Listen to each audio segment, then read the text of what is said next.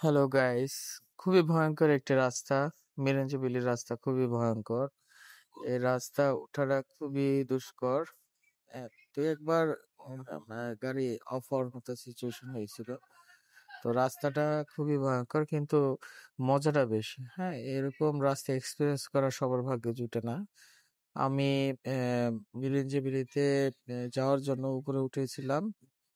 তো খুবই মজা লাগছে, হ্যাঁ, এবং ভয়ও লাগছে।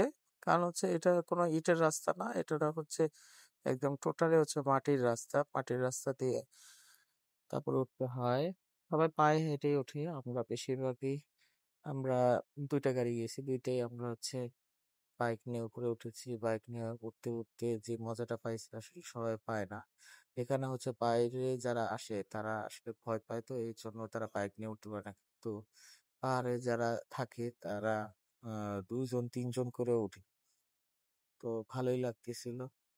রাস্তাটা খুবই এক্সপেরিয়েন্স করলাম যে একদম মাটির রাস্তা, খাড়া রাস্তা। হ্যাঁ, পড়ে গেলেই শেষ, এরকম একটা ভয়ের ব্যাপার। কিন্তু না, তেমন কিছুই হয়নি।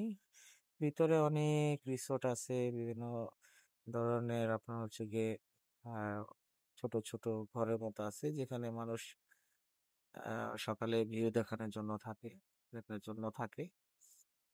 দেখেন কিভাবে তারা বাইকটা চালাচ্ছে। আমরাও হয়তোবা তাদের মতো চালাতে পারবো না। কিন্তু তারা কিভাবে দেখেন এই মাটির রাস্তার মধ্যে খুবই সুন্দরভাবে বাইক চালায়।